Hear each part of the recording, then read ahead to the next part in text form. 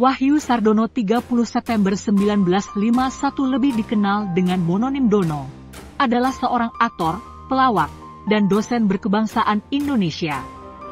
Siapa yang tidak kenal dengan Dono? Ia merupakan salah satu personel dari kelompok lawak Warkop. Lahir di Delanggu, Klaten, karir Dono dirintis saat masih berkuliah di Universitas Indonesia atau UI dengan menjadi karikaturis dan aktivis sosial.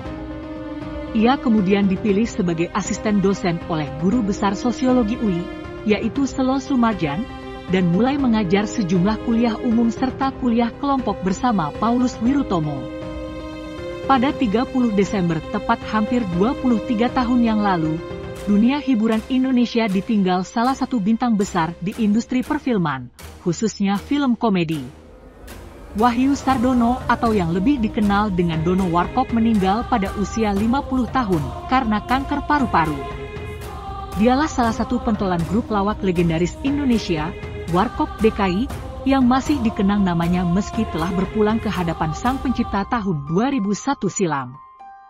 Setiap peran yang didapatkan para artis belum tentu sesuai dengan karakter asli mereka di kehidupan nyata. Ada yang mendapatkan peran bodoh plus blonde, padahal aslinya pintar. Berikut 9 fakta sosok Dono yang terkenal karena peran blonde-nya padahal berotak jenius. 1. Seorang pelawak ikonik.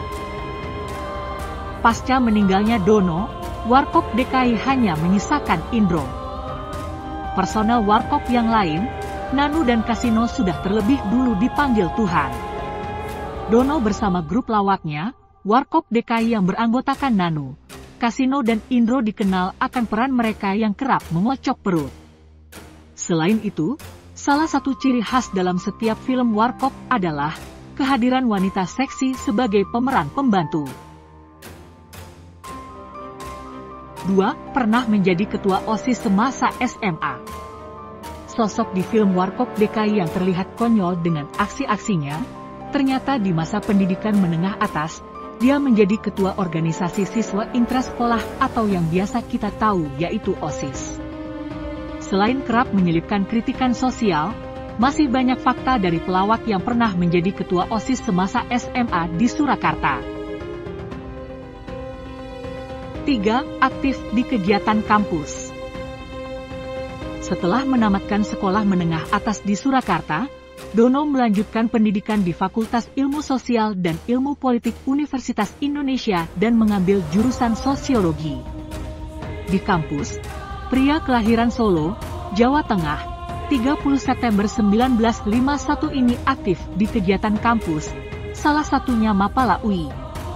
Selesai kuliah, Dono sempat jadi dosen.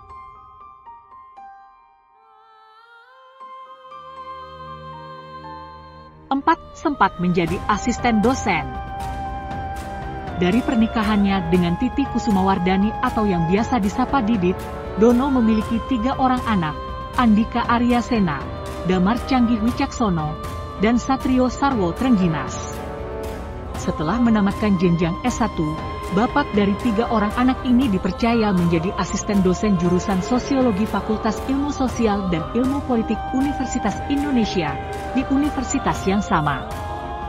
Dono juga menjadi dosen Sosiologi Fakultas Ilmu Sosial dan Ilmu Politik.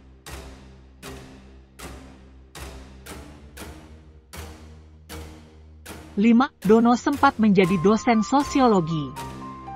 Sosok Dono begitu dikenal berkat karakter kocaknya sebagai seorang komedian yang ikonik. Mungkin tidak banyak orang yang tahu jika Dono juga adalah seorang dosen sosiologi di Universitas Indonesia. 6. Sempat juga menjadi seorang fotografer. Majalah Matra edisi Juli 1992 mewawancarai Dono soal foto dan pornografi. Ia diposisikan sebagai pakar fotografi bersama Darwis Triadi. Ia juga seorang sosiolog bahkan asisten Selo Sumarjan, sutradara, pernah jadi aktivis mahasiswa, dan yang terpenting dari semuanya, Dono menulis foto aparat militer, mengamankan. Dono yang memakai kaos bertuliskan "Join Us, We Fight for a Clean Government" sempat viral di jejaring sosial. Konon, foto tersebut diambil pada peristiwa Mei 1998. Mudah ditebak, yang ramai menyebarkan foto Dono di jejaring sosial adalah para aktivis mahasiswa. Mereka mengenal Dono sebagai aktivis sekedar dari foto, sehingga dengan gegabah aktivisme langsung dilekatkan dalam citra demonstran.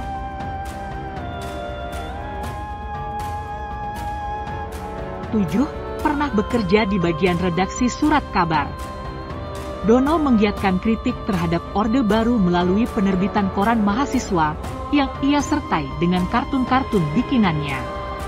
Dono pun dipercaya mengisi kolom opini surat kabar lokal di Solo.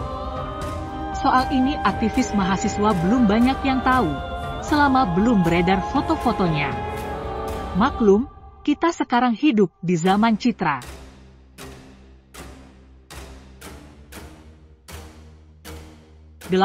Dono merupakan seorang kritikus ulung.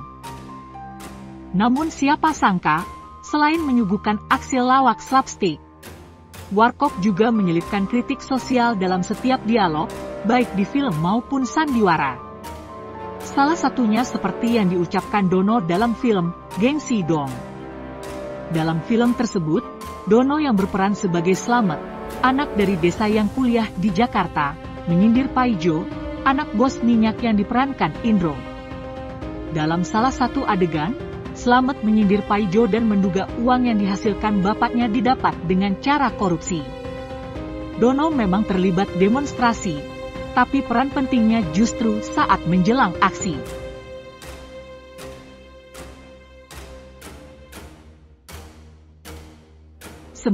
Seorang penulis.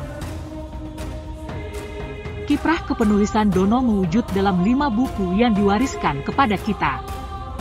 Karya pertama Dono adalah buku humor berjudul Balada Paijo, 1987. Setelah buku humor, Dono menerbitkan novel perdana berjudul Cemara-Cemara Kampus. Tokoh utama dalam novel ini terasa sangat Dono sekali. Kodi, tokoh utama yang bernama asli Kodiat Suryokusumo itu, punya latar belakang seperti Dono. Novel ketiga, Dua Batang Ilalang, barangkali adalah karya puncak Dono yang bertemakan kampus dan aktivisme mahasiswa. Dono memberi catatan dalam novel itu, diselesaikan di saat negeri ini dalam keadaan sulit. Lenteng Agung, tahun 1999. Dono, di novel Dua Batang Ilalang, masih memakai mahasiswa sosiologi asal Klaten sebagai tokoh utamanya. Siapa sangka, kali ini ia lebih detail dengan karyanya. Sadar telah mencapai puncak, Dono berhenti menulis novel-novel serius bertema mahasiswa. Lagi pula, setelah reformasi, situasi politik sudah tidak sepanas masa Orde Baru.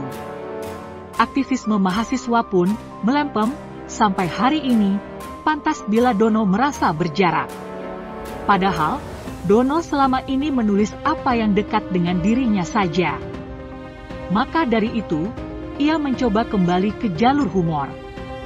Dono berencana untuk menulis seri novelet humor, tapi takdir menghendaki lain. Baru satu novelet humor yang berhasil Dono tulis, yaitu Senggol Kiri Senggol Kanan di tahun 2009, itu pun terbit setelah kematiannya. Terima kasih, Dono, atas warisan literernya. Semoga tenang di sisinya. Nah, itulah 9 fakta sosok Dono yang terkenal karena peran blow-nya padahal berotak jenius. Silakan sobat sudut tulis komentarnya. Salam hangat dari Mimin, terima kasih.